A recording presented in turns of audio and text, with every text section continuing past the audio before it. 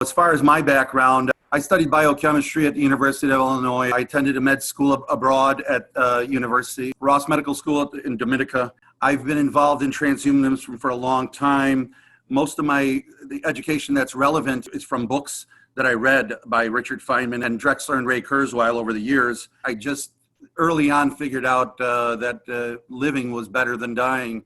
And I got really excited about when I found out about the World Transhumanist Association. I wanted to find out more about that, which led me to finally attending the 2005 conference, which was in Caracas, Venezuela, which was hosted by Jose Cordero. And it was brilliant. That was also the year Ray Kurzweil came out with his book, Singularity is Near. So those two things inspired me. I wanted to host my own conference in Chicago, which I did. It was a 3-day conference because I wanted to spread the word of transhumanism out to the world. I thought it's the most important idea we have now. At conference, we had some amazing speakers, including Natasha and Jose, Max Moore, Anders Sandberg, Aubrey de Grey, Ben Goertzel. The conference went very well. We even had William Shatner. I brought him because I wanted to try to get exposure for this movement as much as possible. Since that time, I've been working with Ray Kurzweil, promoting his books. I've helped produce his films. I have produced a lot of music videos and songs about this movement. And I was lucky enough to present those again in 2018 in Madrid, which Jose hosted again. And of course, 2019 with you, David, at the Transvision Conference in London. And Natasha and I were actually working on Transvision 2020 till COVID got in the way. So that's been postponed till next year. I'm not really about being left or right on this issue. It's more about being what's the future. And we have to embrace technologies that are there for us. If I'm going to talk about this as if I'm a presidential candidate and I want to address these views, individually, then let's go to something like, overhauling the economy. One of the first things I would think about would be education. We have an electorate that doesn't understand things, but more importantly, we have leadership that doesn't get it. I mean, we have current leadership that tried to ignore the COVID virus or then just said it was going to go away magically. And then it was a suggestion about injecting bleach or something ridiculous. You can't have that kind of unqualified education in office. And also we had Congress who had to try to interview Mark Zuckerberg, and they didn't know how to ask questions because they weren't fluent with the current technology. So I think it's important that education is better updated throughout the population. It might be a good idea to consider free college for everybody because we need that kind of higher level education in everybody's brain so they can really understand what's going on. And if we can't afford it, although I think we can, if we really supplement it with online education, which is a lot less expensive, then if we can't do that, then maybe we can even just upgrade our earlier, education with grade school and high school. There's no reason why we shouldn't be having courses for young people that teach them critical thinking, logic, even in single digit ages. Mozart was composing amazing works when he was a little kid. So there's a lot of stuff we can do to re-educate our system of people, because that's how we will solve problems like racism and all the other things that are really coming to the forefront right now. Merging with technology, that's education. That's just further down the road. But that is going to make a big, big difference, because if we can merge with, and by the way, Elon Musk is already attempting it in his own way with Neuralink, with an interface, and that's rudimentary. We're going to have a much more sophisticated way of doing that without drilling holes in our heads. Merging with technology is something we're definitely going to do, for sure. And that's going to elevate our brain power astronomically. So it's almost impossible to have a discussion about how that's going to play out. And I think even the emotions are going to be changed to a degree that they will be more benevolent, I think, because it'll just be logical to all of us to get along so that we can all survive. So I see why there's a certain logic beyond just the idea of we're going to be good. I think it makes sense to be so. So I think if we look at it that way, I think it's a positive, and I really look forward to that kind of stuff.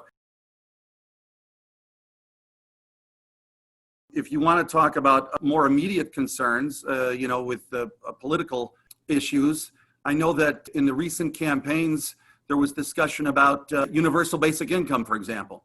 Well, it's inevitable. I mean, I whether you like it or not, automation is gonna just be all over the place. I mean, pretty soon we're gonna have self-driving cars, and all those jobs are gone.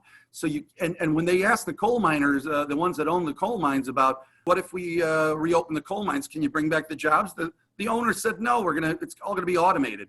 So if the jobs are keep going, it's inevitable that some version of UBI, universal basic income, is going to have to be there. Now, does it have to be all cash or something like that? I don't know. This is the kind of things that have to be discussed, because we could supplement UBI with things like 3D printers in everybody's home, where you can have a lot of production that won't require where you need money for it. So, I mean, there's a lot of things to talk about there and discuss, but that's a whole nother situation that we have to look at, because it's just going to be forced upon us. And by the way, when Peter Diamandis and Drexler said it first, talks about abundance, that's coming too. So that'll be another thing that's going to help distribute things where, universal basic income won't be as devastating to our economy as people might think.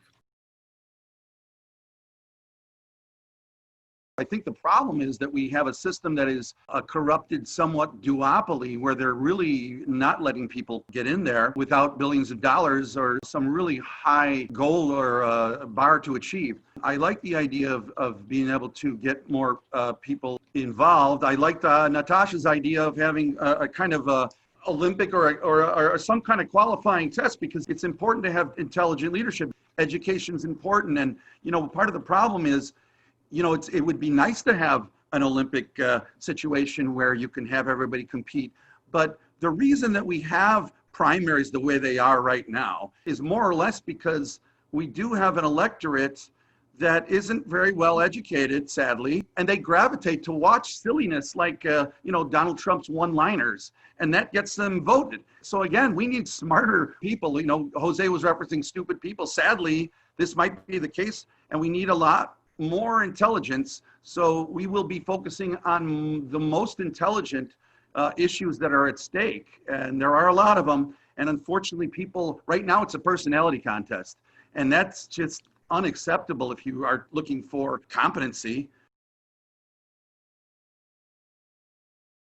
If you're gonna have that kind of stuff where you have a random choices, I think people need to be qualified, and it has to be pretty stringent. We need strong intelligence, and I would like to see AI be a part of that. I think that's important. I look forward to us merging.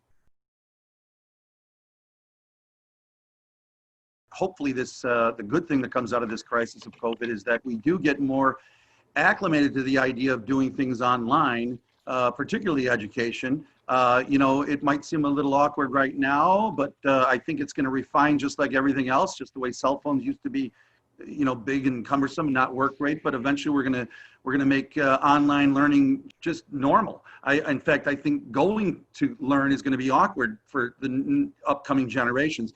I do like the idea of entertaining children, so they'll be more interested in it. I mean, obviously, when I make my music videos, I do it to make them entertaining, and I also try to put a positive spin on the future. So I know that that's an important aspect of education as well. I will make another comment regarding flights to Mars. It's exciting to be able to think that we're going to go to Mars. I think it's a big undertaking. My only concern is, at least for me, with regard to my platform in the United States Transhumanist Party, our priority is to not die. And anything that might take away from that, I want to look at carefully. So I'd love to go to Mars, but I'm sure there are people that are 80 years old that are thinking, hey, can we put some of that money towards Ben Goertzel's developments or Aubrey or something, so that can speed up a little bit. Now, I know there's probably enough wealth to go around to do all these things, but I'm just letting you know that as a transhumanist, I always think that death is wrong. And the most important thing really is life extension and super longevity. We have technology now where we're actually creating meat in laboratory settings, and that's going to flourish pretty quickly because there's a big monetary market for it. And I've heard people argue that people won't eat it or something like that. But Beyond Meat came out, and that's made billions of dollars. Impossible Burger makes, there's so much money being made there that I think that just was a great bridge to what's coming with regard to the ability to create animal meat or products for people that like to eat meat in laboratory settings. And the reason it's better to do that is because it eliminates all the contamination that you get from animals in farms, in farm factories, where there's disease and obvious torture to the animals. Not eating animals is a great idea.